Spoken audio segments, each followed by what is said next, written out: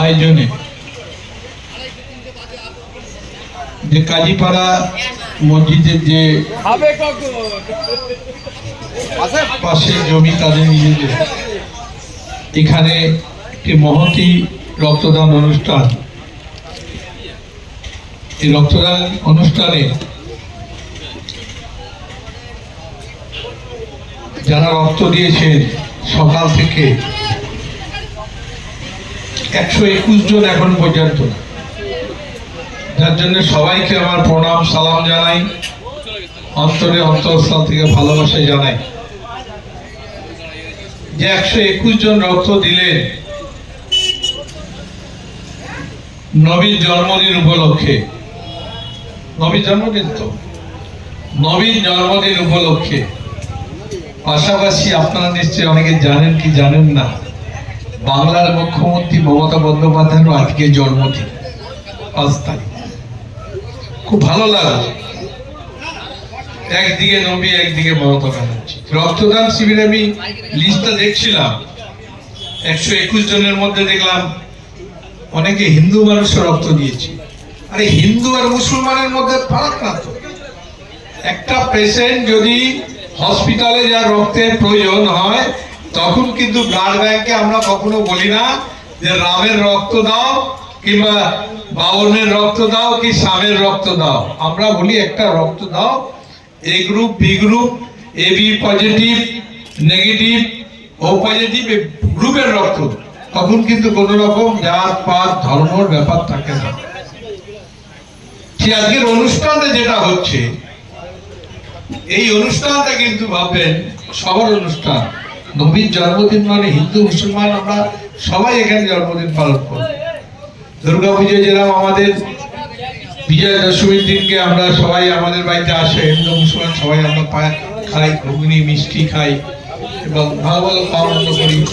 আবার ঈদেও আমরা বাড়িতে যাই, সেমুই খাই, প্রতি বাড়িতেই যাই। আমি আমার 17 নম্বর ওয়ার্ডে আমার ভোটার প্রায় 10,000-এর মধ্যে 3,000 ভোট আছে মুসলিম ভোটার।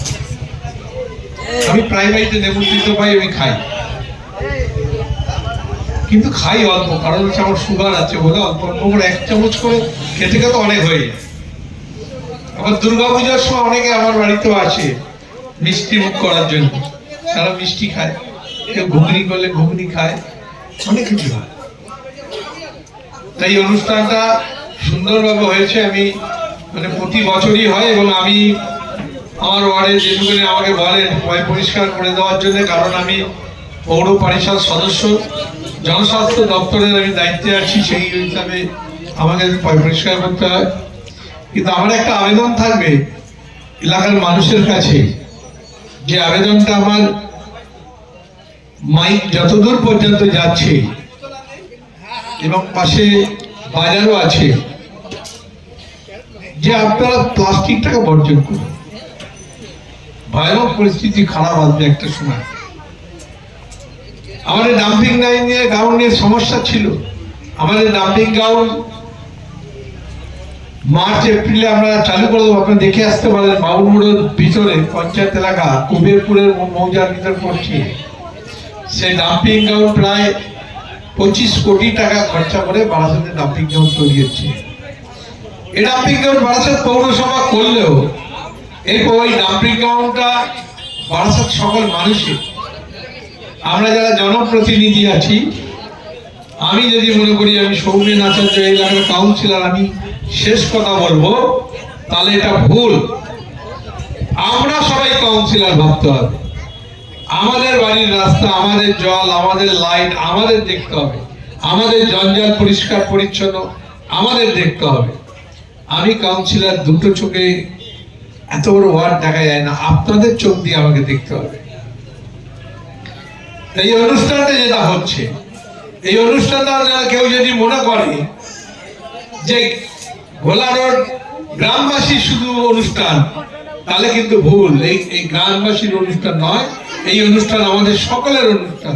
তাই সকলে মিলে এই অনুষ্ঠানকে যাতে সহযোগিতা প্রতি বছর করে, তার জন্য আমার আবেদন থাকলো। এই বলে আমার ক্ষুদ্র বক্তব্য শেষ করলাম।